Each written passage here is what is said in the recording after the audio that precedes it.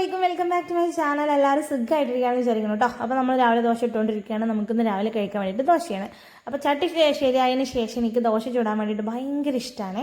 അപ്പോൾ നല്ല അടിപൊളിയായിട്ട് ഇങ്ങനെ അറച്ചും പുറച്ചും ദോശയൊക്കെ കിട്ടിക്കൊണ്ടിരിക്കുന്നുണ്ട്.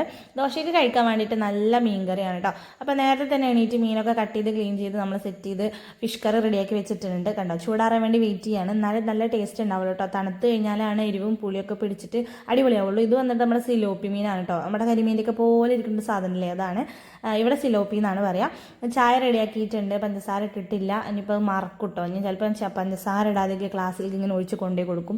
അപ്പോഴാണ് മധുരമില്ല എന്നുള്ള കാര്യമൊക്കെ നമുക്ക് എന്താ പറയുക അറിയുന്നത്. അപ്പോൾ എന്തായാലും അർഷാക്ക് ചട്ടിയുടെ അടുത്ത് തന്നെ ഇരിക്കുന്നുണ്ട് കേട്ടോ ചായ കുടിക്കാൻ വേണ്ടിയിട്ട്.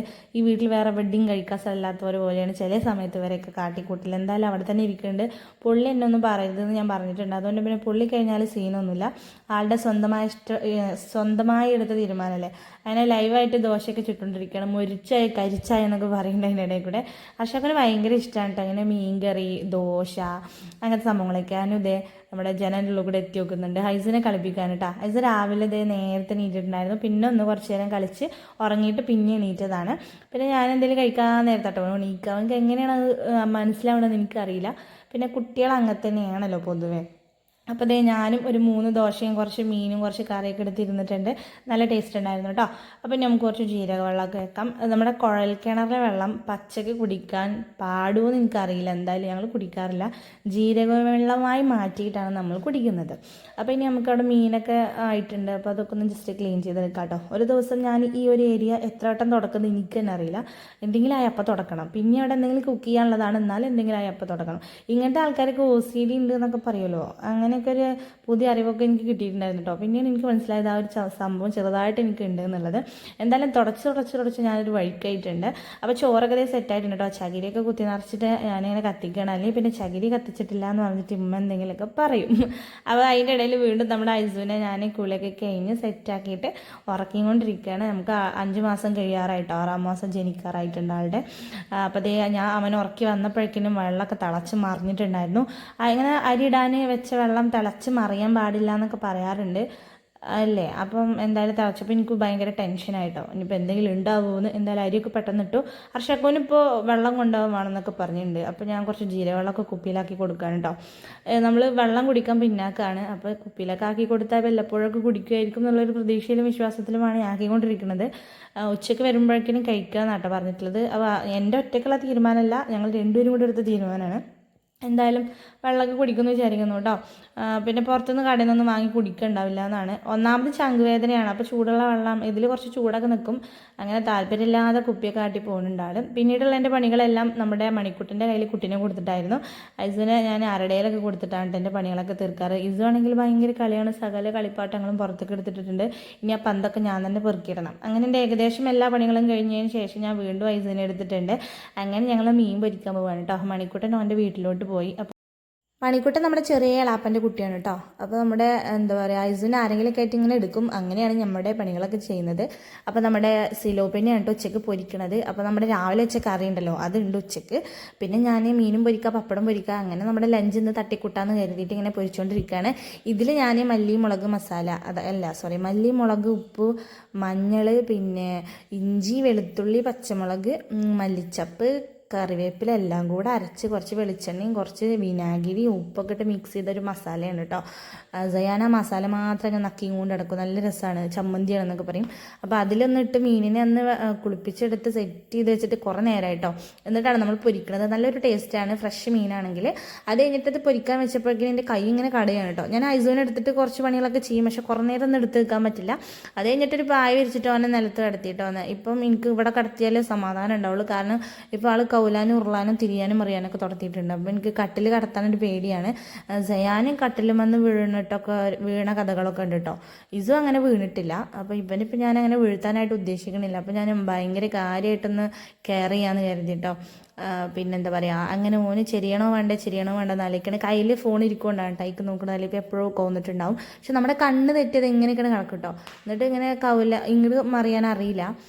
അപ്പോൾ പിന്നെ ഇങ്ങനെ കരയും. ഇസൊക്കെ ഉണ്ടെങ്കിൽ ഉമ്മച്ചി കുട്ടി കോലി പറഞ്ഞ് വിളിക്കും കേട്ടോ. അപ്പോൾ എനിക്ക് പേടിയാണ്. ഇസുവിനൊന്നും ഞാൻ ഏൽപ്പിക്കലില്ല. ഓൻ ചിലപ്പോൾ തിരിച്ചിങ്ങനെ മറിച്ചിടുമ്പോൾ കുട്ടിയുടെ കൈ എന്തെങ്കിലുമൊക്കെ ആവും. അപ്പോൾ നമ്മൾ ചെറുതിനെ മാത്രമല്ല വലുതുകളെയും നോക്കേണ്ടി വരും.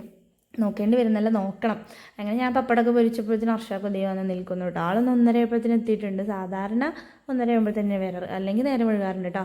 അർഷാക്കിനെ കണ്ട പച്ചക്ക ഭയങ്കര ശരിയാണ് കേട്ടോ. എന്തായാലും രാവിലെ കൊണ്ടുപോയി വെള്ളമൊക്കെ അടിപൊളിയായിട്ട് കുടിച്ച് കേഴിച്ചിട്ടാണ് ആൾ വന്നിട്ടുള്ളത്. അർഷാക്ക് വന്നപ്പോൾ പിന്നെ അർഷാക്ക് കുറച്ച് നേരം കുട്ടീനെ എടുത്തു കേട്ടോ. പിന്നെ എന്താ പറയുക, അങ്ങനെ ഞങ്ങൾ പപ്പടം കഴിച്ചിട്ടുണ്ട്. അപ്പോഴത്തേക്കും ഞാൻ ഓലിന്ന് സ്നേഹപ്രകടനം വീഡിയോ ഒപ്പിയെടുക്കാൻ പോയതാണ്. ഇതാണ് നമ്മുടെ ഉച്ചക്കത്തെ ലഞ്ച്. പപ്പടം, മീൻകറി ഒക്കെ കൂട്ടി കഴിച്ചു. ഉച്ചവരെ സ്കൂളുണ്ടായിരുന്നുള്ളൂ. അപ്പോൾ അത് കഴിഞ്ഞിട്ട് സയാൻ വന്നു കേട്ടോ. അങ്ങനെ പായിൽ കുട്ടിക്ക് പകരം വാപ്പയും മക്കളൊക്കെ കടന്നുറുണ്ട്. ഉറങ്ങി അവരവിടെ കടന്നിട്ട് കേട്ടോ. സയാൻ ഉറങ്ങിയിട്ടുണ്ടായിരുന്നില്ല, അവൻ പോയി. സയാനും ഇത് ഉറങ്ങിയില്ല, അർഷാക്കും ചെറുതും ഉറങ്ങി, ഞാനും ഉറങ്ങിയില്ല. എനിക്ക് കുറച്ച് പരിപാടികളുണ്ടായിരുന്നു. ഇത് വന്നിട്ട് നമ്മുടെ വലിയ ഷർട്ടുകളാണ് കേട്ടോ. വലിയ ഷർട്ട് പറയുമ്പോൾ സയാനെക്കാട്ടിലും വലിയ കുട്ടികളുടെ ഷർട്ടാണ്. അപ്പോൾ സയാന് വേണ്ടിയിട്ട് ഞാനൊന്ന് ഇറക്കം കുറച്ച് എന്താ പറയുക, കൈയൊക്കെ ഒന്ന് ഫുൾ സ്ലീവാണ്, അത് ഹാഫ് സ്ലീവ് ആക്കി കട്ട് ചെയ്യണം. എനിക്കിങ്ങനെ വീട്ടിൽ നടക്കുമ്പോൾ ഇടാനും ഗ്രൗണ്ടിലോട്ട് കളിക്കാൻ പോകുമ്പോൾ ഇടാനും ഉരുളി മറിയല്ല, മണ്ണിൽ ഉരുളാനുള്ളതൊക്കെയാണ്. അപ്പോൾ ഇങ്ങനത്തെ ഡ്രസ്സുകളൊക്കെ ഒന്ന് കുട്ടി ആക്കി കൊടുക്കുകയാണ് കേട്ടോ നല്ലത്. നമ്മുടെ വലിയ മക്കളുടെ ഉണ്ടെങ്കിൽ ചെറിയ മക്കൾക്ക് റെഡിയാക്കി കൊടുക്കാം കേട്ടോ. ഇപ്പം നമ്മുടെ ഇസൂന് ഇസൂനല്ല, സയാന് ചെറുപ്പത്തിലെടുത്തൊരു പാൻറ് ഉണ്ട് കേട്ടോ. അതും സയാനിട്ട് മതിയായി കഴിഞ്ഞിട്ട് കാക്കുൻ്റെ കുട്ടി കൊടുത്തു. ഓൻ്റെ ഇടലും കഴിഞ്ഞിട്ട് പിസ്സുമാണ് ഇട്ടിടുന്നത്. ആ പാൻറ് അതേപോലെ തന്നെ ഉണ്ട്. ഞാൻ പറയുമ്പോൾ അത് ബേബി ഷോപ്പൊന്നും എടുത്താണ് കേട്ടോ. നല്ല റേറ്റും ഉണ്ട്, നല്ല ക്വാളിറ്റി ഉണ്ട്, നല്ല പാൻറ്റാണ്. അപ്പോൾ നല്ലതൊക്കെ നമുക്കിങ്ങനെ റീയൂസ് ചെയ്യാമെന്നാണ് ഞാൻ പറഞ്ഞു തരുന്നത്. വെറുതെ പുതിയത് വാങ്ങി സമയം കളയരുത്, പൈസ കളയരുത്. സമയം കളഞ്ഞാലും കുഴപ്പമില്ല, പൈസ വെറുതെ കളയരുത്. അപ്പോൾ നമ്മൾ ഇങ്ങനത്തെയൊക്കെ റെഡിയാക്കി കൊടുത്താൽ മക്കൾ ഇങ്ങനെ ഇട്ടിട്ട് കൂളായിട്ട് നടന്നു കേട്ടോ. പിന്നെ നമ്മൾ കല്യാണത്തിനൊക്കെ നമ്മൾ പുതിയ ഡ്രസ്സ് വാങ്ങണം. അപ്പോൾ നമ്മളിങ്ങനെ ഒന്നും ചെയ്യരുത്. എന്തായാലും ഞാനിങ്ങനെയൊക്കെ ഒപ്പിച്ചിട്ടാണ് കേട്ടോ അവർക്ക് ഡെയിലി വെയർ ഒക്കെ ഉണ്ടാക്കാറ്. പിന്നെ ഞാൻ തന്നെ സ്വന്തമായിട്ട് ഷർട്ടൊക്കെ സ്റ്റിച്ച് ചെയ്തൊക്കെ ഇട്ട് കൊടുക്കും. പാവം കുട്ടികളൊക്കെ അത് ഇടും. പണ്ട് ഞാൻ വളരെ ഷോക്കായിരുന്നു. ഇപ്പോൾ ഞാൻ നന്നായിട്ട് ഷർട്ടൊക്കെ സ്റ്റിച്ച് ചെയ്യാൻ പഠിച്ചിട്ടുണ്ട്. ബട്ടൺസ് വെക്കാൻ വേണ്ടി പുറത്ത് കൊടുക്കും കേട്ടോ. അത് എനിക്കറിയില്ല, ഇനി അതും വൈകാതെ പഠിക്കണം എന്നൊക്കെ വിചാരിക്കണം. പക്ഷേ അത് ഭയങ്കര റിസ്ക്കാണ് കേട്ടോ. അപ്പോൾ അതിനായിട്ടുള്ള മെഷീനും കാര്യങ്ങളൊക്കെ വേണം. കൈ വെച്ച് ചെയ്യാം, പക്ഷേ അത്രക്കാൻ പെർഫെക്ഷൻ കിട്ടില്ല. അത് കഴിഞ്ഞിട്ട് ഇസുവിൻ്റെ തൊട്ടിയിലാട്ടായിരുന്നു കേട്ടോ. ആടി തൊട്ടിയുടെ കമ്പിയൊക്കെ വളച്ചിട്ടുണ്ട്. ഇത്ര പറഞ്ഞാലും കേൾക്കുള്ളൂ കേട്ടോ. ആടി കഴിഞ്ഞിട്ട് ആ ഡോറ് കണ്ടല്ലോ മറ്റേ അലമാരയുടെ അവിടെ ചവിട്ടിയിട്ട് ചെക്കൻ ബാക്കിലേക്ക് പോകും. അപ്പോൾ 2 വട്ടം ചവിട്ടുമ്പോൾ ഞാൻ ഒച്ചയിടുമ്പോൾ നിർത്തും. അത് കഴിഞ്ഞിട്ട് അവൻ്റെ പാട്ടൊക്കെ ഉണ്ടായിരുന്നു.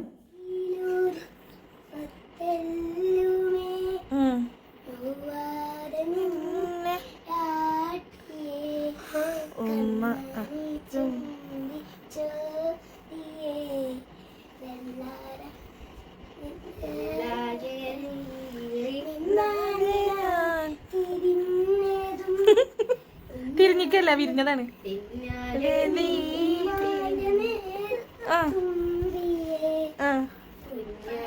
ഉപ്പാൻ്റെ ഉപ്പാൻ്റെ മുത്തുകേ. ഇസുവിൻ്റെ പാട്ട് ഞങ്ങൾ ആസ്വദിക്കുന്നുണ്ടപ്പോൾ സയാനി കുനിയൂറി. അങ്ങനെ ഓനൊരു പേപ്പറിൽ ഒരു പാട്ടൊക്കെ എഴുതി വന്നിട്ട് ഭയങ്കരമായ ഗാനമാലപനായിരുന്നു കേട്ടോ. നബിദിനത്തിനൊക്കെ പാട്ട് പഠിക്കണം, അതിൻ്റെ റിസ്ക് എടുത്തിട്ടാണ് ഓനെ പഠിക്കുന്നത്. ഇതോ ഒരു പാട്ടായിരുന്നു കേട്ടോ. അങ്ങനെ ഓൻ്റെ പാട്ട് കേട്ടില്ലേ പിന്നെ വയലൻ്റ് ആവും. അപ്പോൾ എൻ്റെ പാട്ട് വീഡിയോ എടുക്കുന്നതുകൊണ്ട് പറഞ്ഞു. ഇനിയിപ്പോൾ ഞാൻ ഇസുവിൻ്റെ എടുത്തിട്ട് ഓൻ്റെ എടുത്തിട്ടില്ലെങ്കിൽ അതൊക്കെ പിന്നെ കച്ചറായി മാറാനുള്ള സാധ്യത ഉണ്ട്. അതുകൊണ്ട് ഞാൻ ഓൻ്റെ വീഡിയോ എടുത്തിട്ടുണ്ട്. എന്തായാലും പാട്ട് എങ്ങനെ ഉണ്ടെന്നുള്ളത് നിങ്ങൾ കമൻറ്റ് ചെയ്യുക. വീഡിയോ ലൈക്ക് ചെയ്യാനും ഷെയർ ചെയ്യാനും മറക്കരുത് കേട്ടോ. അപ്പോൾ വേറൊരു വീഡിയോ ആയിട്ട് കാണാം. ടാറ്റാ.